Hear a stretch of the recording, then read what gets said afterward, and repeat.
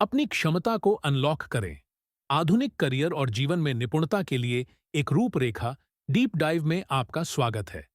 नमस्कार। आज हम वास्तव में ऐसी चीज पर चर्चा कर रहे हैं जो लगभग सभी को प्रभावित करती है। आपके करियर, आपके व्यक्तिगत विकास को प्रभावित करती है। खासकर अब, आप जानते हैं, 21वीं सदी में। हाँ, और हमारे पास आपके द्वारा प्रदान की गई सामग्री का एक बड़ा ढेर है। लेख, कुछ शोध नोट, सभी इस बहुत व्यापक ढांचे के आसपास केंद्रित हैं। यह आपको एक रास्ता बनाने में मदद करने के लिए डिजाइन किया गया है।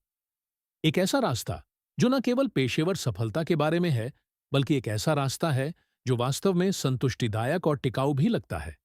बिल्कुल। तो इस डीप डाइव को एक शॉर्टकट की तरह समझें। हम इस पूरे ढांचे को एक एक करके खोलेंगे। सबसे महत्वपूर्ण चीजों को, मूल अंतर्दृष्टि को बाहर निकालें। सही है, मुख्य बातें। तो आप उम्मीद है कि अच्छी तरह से सूचित और सशक्त महसूस करेंगे। अपनी मनचाही जिंदगी जीने के लिए सशक्त होना। सिर्फ अगली नौकरी पाने के पीछे भागना नहीं। बिल्कुल नहीं। क्योंकि यह सामग्री, यह वास्तव में स्पष्ट करती है। यह सिर्फ आपके अगले करियर कदम की योजना बनाना नहीं है। नहीं, यह बहुत बड़ा है। यह एक समग्र खाका है। जीवन निर्माण के लिए। एक ऐसा जीवन जिसमें सार्थक काम शामिल है, लेकिन जो अभी के लिए अनुकूलित है। आधुनिक दुनिया और आपके लिए। तो हम कहां से शुरू करें? चलिए शुरू करते हैं। इस पूरी चीज की नींव। हाँ, यह मूल रूप से आपसे शुरू होती है। इस ढांचे में पहला चरण पूरी तरह से आत्मखोज के बारे में है। आप जानते हैं, वह पुरानी कहावत है, खुद को जानो। ठीक है, खुद को जानो। वहां से क्यों शुरू करें? यह आधारशिला क्यों है? खैर, सूत्रों का तर्क है कि अगर आप अपना खुद का शुरुआती बिंदु नहीं जानते हैं, तो आप प्रभावी ढंग से नेविगेट नहीं कर सकते हैं, है ना?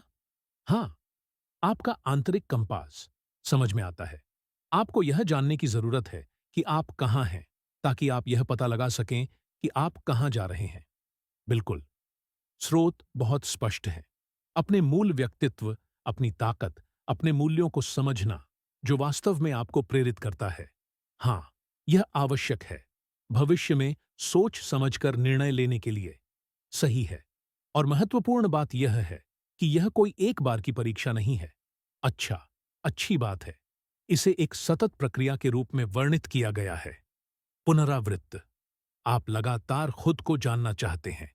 जैसे जैसे आप आगे बढ़ते हैं और अधिक सीखते हैं, तो यह आपके साथ विकसित होता है। ठीक है।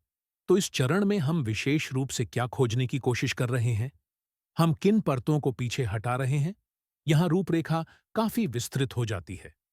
यह आपके आंतरिक व्यक्तित्व, आपकी मूल शक्तियों को उजागर करने के बारे में बात करता है। ठीक है। आपके भावनात्मक चालक, आपकी संज्ञानात्मक शैली, जैसे कि आप वास्तव में कैसे सोचते हैं, आपके सोचने के तरीके। समझ गया। जाहिर है, आपके मूल्य, रुचियां, जुनून, यहां तक कि जिस तरह का माहौल में आप पनपते हैं। ठीक है। आपको जिन परिस्थितियों की आवश्यकता है और आपको जिस तरह के समर्थन की आवश्यकता है, आपके अंतर्निहित गुण। यह एक बहुत विस्तृत आंतरिक सूची है। वाह। हाँ, ऐसा लगता है कि इसमें बहुत कुछ है। सूत्रों के अनुसार हमें वास्तव में ऐसा कैसे करना चाहिए? हम यह सब कैसे समझ सकते हैं? खैर, उन्होंने कुछ मुख्य तरीके बताए हैं। पहला है आत्मनिरीक्षण। अपने अंदर झांकना। हाँ, चिंतन करें। अपने पिछले अनुभवों के बारे में सोचें। क्या काम आया, क्या नहीं। आपकी उपलब्धियां, चुनौतियां, जिन पर आपने विजय पाई। यहां तक कि असफलताएं भी, खासकर कभी-कभी असफलताएं। वे आपके कौशल या प्राथमिकताओं के बारे में बहुत कुछ बता सकती है, जिसके बारे में आपको पता भी नहीं था। और व्यवस्थित रूप से अपने कौशल, तकनीकी और सॉफ्ट को सूचीबद्ध करें। ठीक है।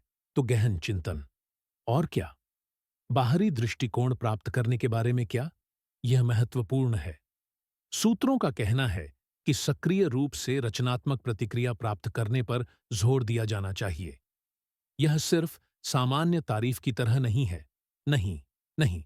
सहकर्मियों से पूछें, या वे विश्वसनीय सहयोगी शब्द का उपयोग करते हैं। जो लोग आपको अच्छी तरह से जानते हैं, जो वास्तव में ईमानदार अंतर्दृष्टि के लिए आपके विकास का समर्थन करते हैं। आह, तो यह एक मिश्रण है। आपका अपना प्रतिबिंब और दूसरे आपको कितना भरोसेमंद मानते हैं। आंतरिक और बाहरी सत्यापन के बीच का अंतर संबंध। ठीक है। और फिर उपकरण है। हाँ, मूल्यांकन। सही। उन्होंने कई उदाहरण दिए। कैरियर संबंधी रुचियों के लिए हॉलैंड कोड या RIASES जैसी चीजें। ठीक है, मैंने इसके बारे में सुना है।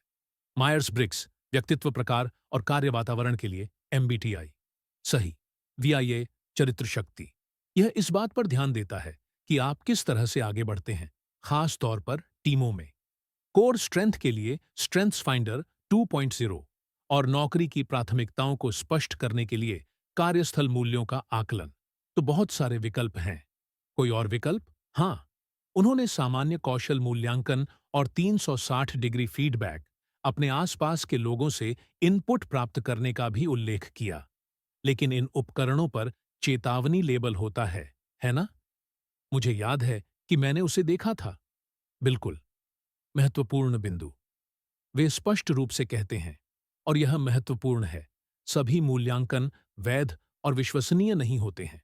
ठीक है, तो खरीदार सावधान रहें, अनिवार्य रूप से। और परिणामों की व्याख्या करना मुश्किल हो सकता है। कभी-कभी आपको पेशेवर मदद की जरूरत पड़ सकती है।